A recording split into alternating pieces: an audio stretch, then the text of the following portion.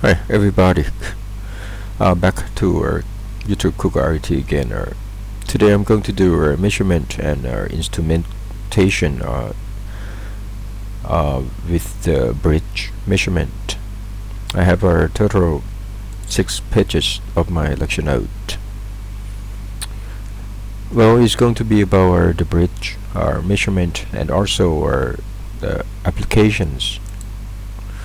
So let's get started with the very basic concept of the bridge, especially for this stone bridge. You have the circuit connect, like this, and at the middle you have our galvanometer, and then you have no current flowing through the galvanometer when you have our multiply the R1 R4 equal to R2 multiplied by R3. Okay, in that case your circuit going to end up like this. You have R2 and R4 in parallel with R1 and R3, and the voltage across all resistor here is going to be equal to the supply voltage, which is E. So for I1 you simply divide E by R2 plus R4, which is in our series, and also I2 equal to E divided by R1 plus R3, or R1 in series with R3. In general, I1 not equal to I2 except R2 plus R4 equal to R1 plus R3, right? Now let's take a look at the measurement error. What does this mean, measurement error? It means that you expect your no current flowing through galvanometer, or you consider this one as the load, when the product of R1 and R4 equal to the product of R2 and R3. But actually, when you consider R1 and R4, R2, R3, it still have a small resistance due to the wire around here, so you still have a current, or you can say it's the leakage current. Now you take a look at the measurement error here.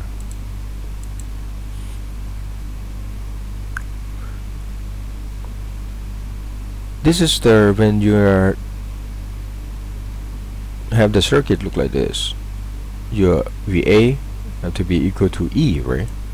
And since B connected to the ground, so VB equal to 0. And what you're looking for is that the voltage difference, or the VC and VD, the voltage difference between point C and point D. To do that, it's very simple. Take a look at this one.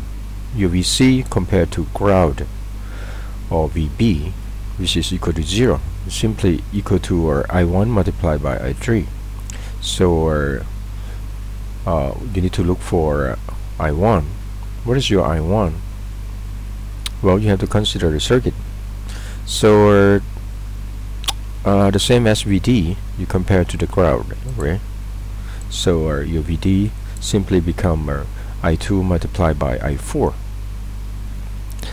Now you look at for IT, or I total in this your circuit. Simplify R total right here. So your R total actually is become R1 plus R3 in parallel with R2 plus R4, right? So that's why I have here. So this become your R total. You multiply this term by this term, and then divided by this term plus this term. So you have R1 plus R2 plus R3 and plus R4. Since for KCL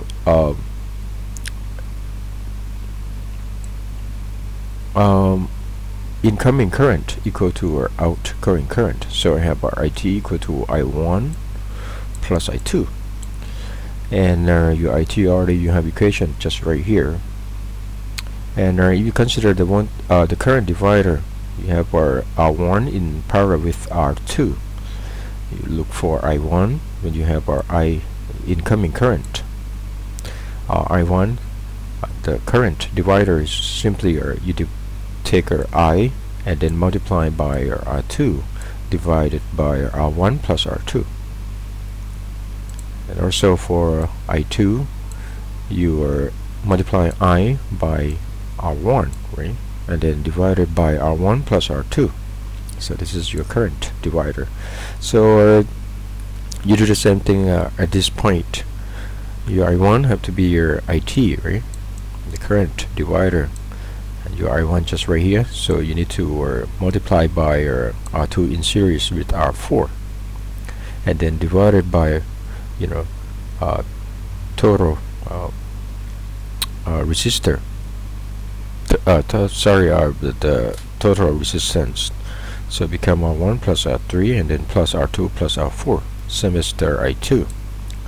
Current divider IT multiplied by R1 plus R3 and divided by R1 plus R3 plus R2 plus R4.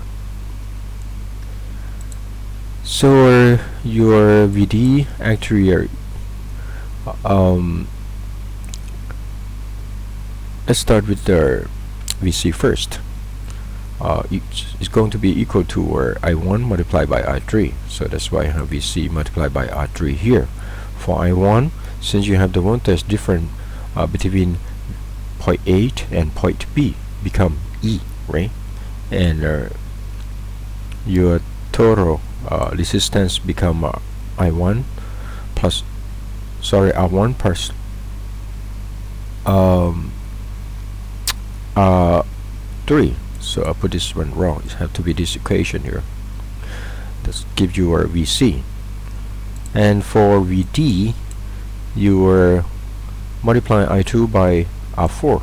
So that's why I have R4 right here. And for I2, it's going to be equal to E divided by R2 plus R4, right? So that's why I have R2 plus R4 here. It's very straightforward.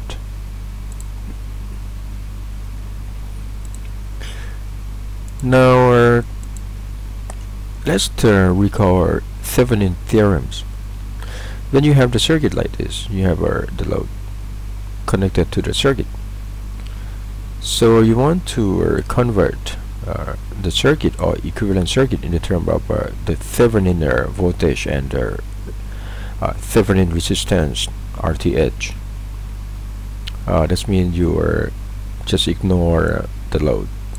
And you want to find RTH from R1, R2 and R3. End up with RTH only, and also VS is going to turn out to be VTH. Well, to find RTH, you just remove your load, and then you look for, and then you short your source voltage. So your circuit look like this. Your VTH actually become our total of the circuit. So it's become R2 in series with R1 in parallel with R3. So I have R2 plus R1 in parallel with R3. And that's give you RTH. For VTH, you also remove your load. And then since you have no current flowing through R2, so you can ignore R2. Your VTH simply become the voltage drop across the R3. So by using the voltage divider, you just write VTH equal to VS, the source voltage, multiplied by R3 and then divided by R3 plus R1. Now let's go back to our circuit, the bridge. You have your circuit look like this, and you consider this one as the load. And you look for IG. That's what we are working. Still have the leakage current or the current, because the effect of the piece of small wires also give you a small resistance. Supposed to be 0 here, right? Because the product of R1 with R4 equal to the product of R2 and R3, but still have the leakage current. So small current is right here. So that's what we call a measurement error. IG not equal to 0. Okay, so you look for RTH. This is your circuit, so you short the circuit here. So RTH become R1 in series with R3 and in parallel with R2 plus R4. So that's what I have here. And VTH, you look at the load just right here. This means this act like RG, galvanometer, and then RTH become VC minus VT, and your VC is what you are referred to B, which is grounded, or VB equal to 0. You have R3 multiplied by IR3. So you have R3 here, and IR3 is become E, right? The voltage different divided by R1 in series with R3.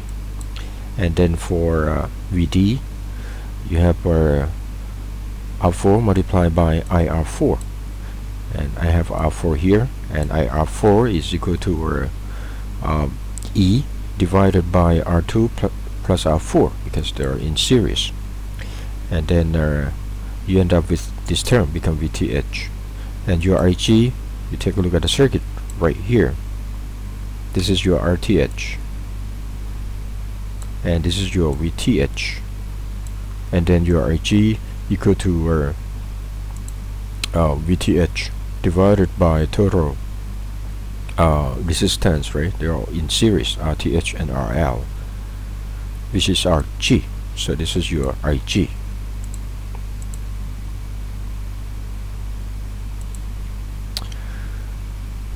Take a look at the Kelvin bridge.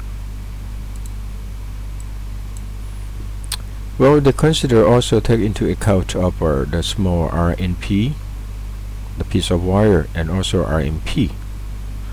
And when you have no current flowing through the galvanometer, sorry, they consider R2 multiplied by RNP, the products equal to R1 and RMP, and your RY is simply become RMP in series with RNP.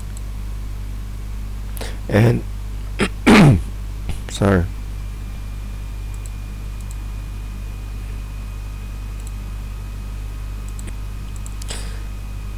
now in the equivalent condition,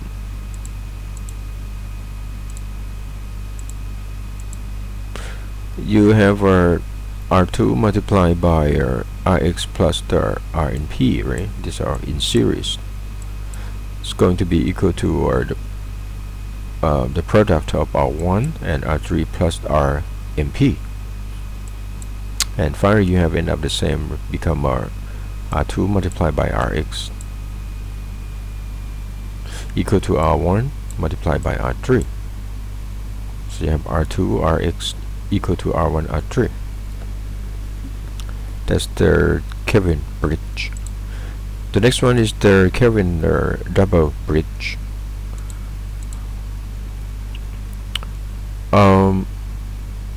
You need to find equivalent circuit for the resistance network. You can find this one look like a triangle, right? And then you turn it out to be the Y network. You can find C have to be on up. Have to be on opposite. Go to that direction. So they're all divided by total resistance, which is equal to A plus B plus RY, right? And for C, you just ignore RY, you just only take a look at their B and A. So that's why I have our BA right here. And for A, you look at this side of the triangle, and then you ignore A, so you have RY and multiply by B. And for B, you look at the opposite side, you ignore B and then you have left is a C multiplied by A. So that's how you find our C, B, and A. And for the circuit, you just look at this loop. So you have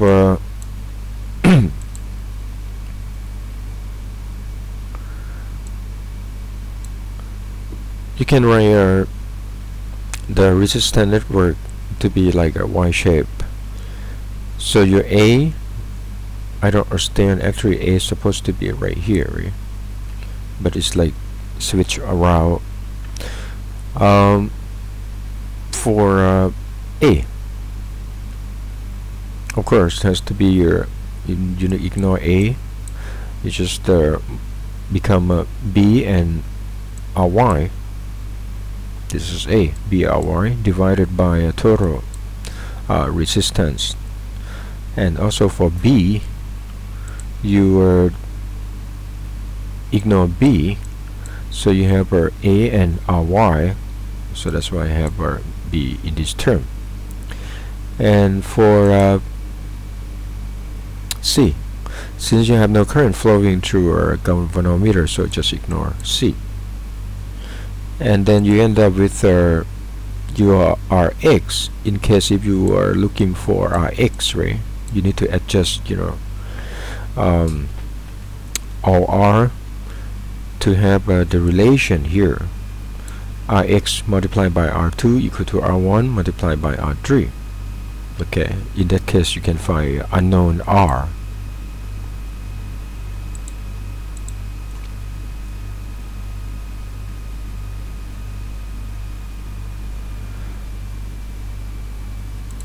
Sorry, don't know. Just something happened to my computer. Just hold on a second.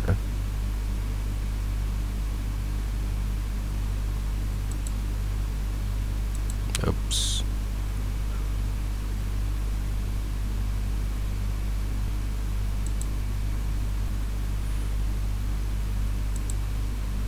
Okay, sorry for my computer. Now take a look at the AC bridge and applications. You have a bridge circuit, but this is in terms of our AC analysis. So I have instead of I have a resistance, I have our impedance Z1, Z2, Z3, and Z4, and you connect the fuse to the point A to C. So A and C become a short circuit here. That means you have our V AB equal to VCB, and the Wheatstone bridge still apply. That means Z1, Z4 is going to be equal to the product of Z2 and Z3. Or you can write in the term of admittance, like Y equal to 1 over Z. So it still become Y2, Y3 equal to the product of Y1 and Y4. For the impedance, you can write in the term of the magnitude of Z and then the phase angle theta. This is on the Z plane. So when you do the equation here, this means you multiply, you represent Z1 by the magnitude and the phase, all for Z4 and C2 and Z3. To make this one is equal, the phase have to be equal also. The phase, so the phase on the left have to be the phase on the right. So theta 1 plus theta 4 have to be equal to theta 2 plus theta 3.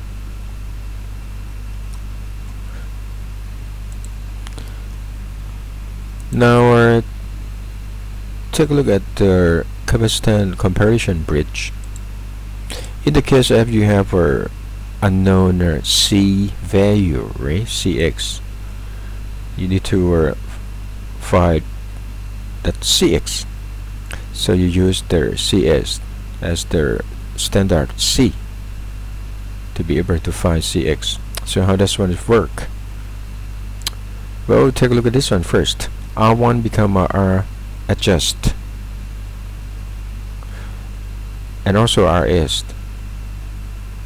And when the detector you have no current flowing too, right? You have R1 multiplied by let's say Z1, the product of Z1 and Z4 have to be equal to the product of Z2 and Z3. Yes, I have right here. In this case, the R1 Z1 equal to R1, you have only resistor, and Z2 you have equal to R2, you have only resistor. But Z3 is become C in series with the resistor, so that you have Rs minus J over omega Cs, when the second term is the impedance of our capacitor. And also Z4 you have Rx minus J over omega Cx. I'm not going to prove this one, but you just plug it in. You can find Cx equal to Cs, right? And then by the ratio of R1 over R2. So you know that what is your unknown capacitor Cx is. And also Rx is going to be equal to Rs and multiplied by the ratio of R2 over R1.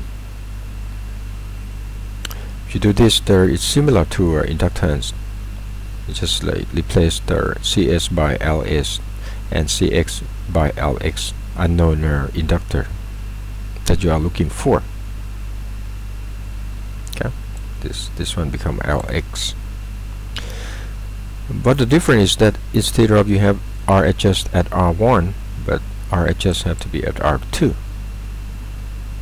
and you end up with you apply the relation here, Z1 Z4 equal to Z2 Z3. You have Lx equal to Ls multiplied by the ratio of R2 over R1, and Rx is actually is Rs, but you have to multiply by the ratio of R2 over R1. So Rs used to adjust for R, right, for Rx, and R2 is used to for adjusting our inductor. Okay, to find Rx. So that's the idea about the capacitance comparison bridge or inductance comparison bridge.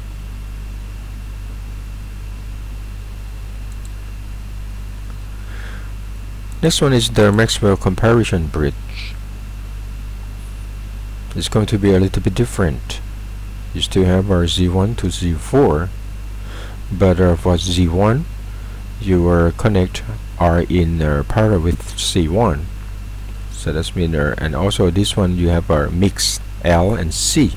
You don't have only C or only L, but you mix with C and L. Since Z1 is you have R in parallel with C1, it's better to write Z1 is a term of admittance Y1. So Y1 is actually 1 over Z1 equal to 1 over R1 plus 1 over ZC. This is you connect components in parallel. So you have our 1 over R, and this one is become our J omega C1. For Z2 is only resistor, you have R2. Z3 you have adjust resistor, so simply become R3. And Z4 you have our L in series with resistor Rx, so you have our Z4 equal to Rx plus J omega Lx. Z1 Zx equal to Z2 or Z3 is to apply to have the current here to be 0. So you can write our Zx in the term of Z2, Z3, and Z1 become Y1,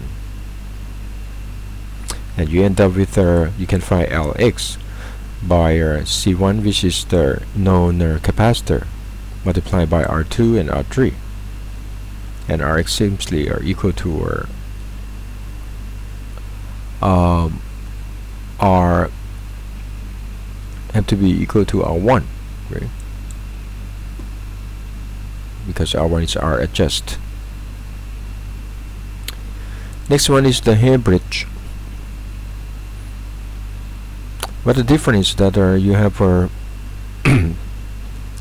For Z1, instead of you have R in parallel with C, but you have R in series with C, and R1 is very low resistance.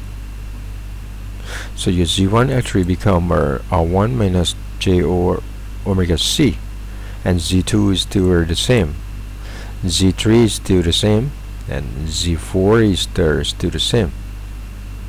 This is what Heb bridge works. And Z1 Zx equal to Z2 Z3 still apply. This is a little bit more complicated.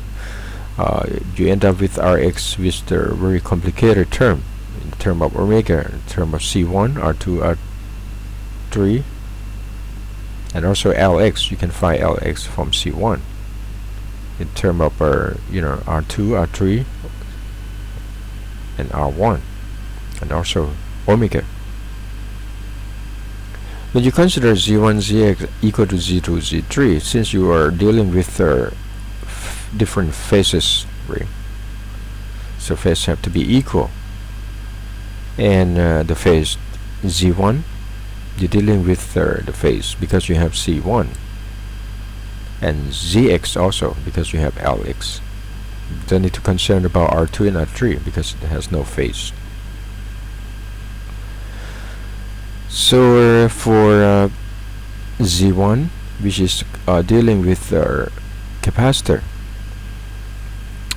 you have the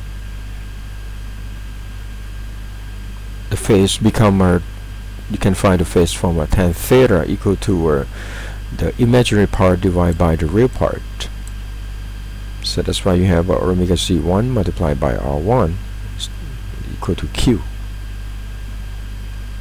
which is the value of tan theta C. Actually this one become negative, right? Because the reactant of C become a negative. And for inductor, you have a tan theta L equal to the real part, the imaginary part, which is the omega Lx of inductor divided by Rx, which is also equal to Q.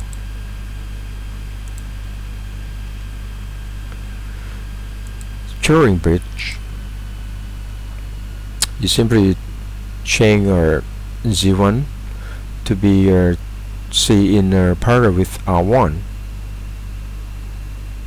and then instead of R1 to be R adjust, you make R2 to be R adjust. Z3 have only C only, capacitor, and then Z4 you still have a C in series with resistor Rs. You do the same thing. You use Y1 because you have a C in parallel at Z1. Finally, you can find Rx equal to R2, and also multiply by the ratio of C1 over C3, and Cx actually become a Cs known capacitor, and then this is what you're looking for, a known capacitor. Also multiply by the ratio of R1 over R2. Okay.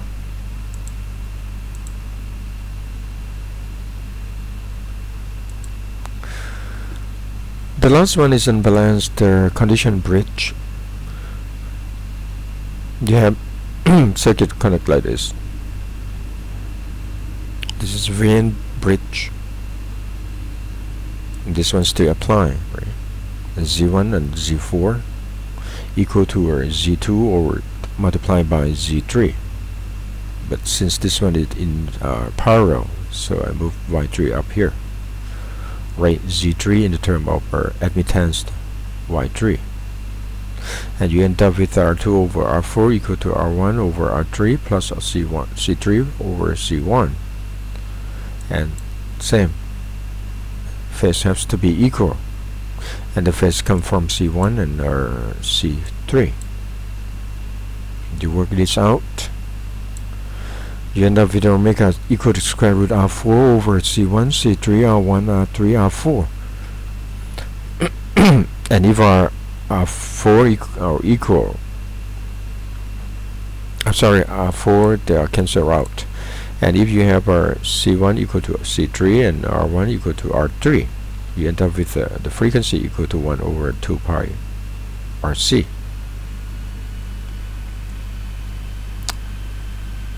So this is how our bridge circuit works. Different type of the circuits.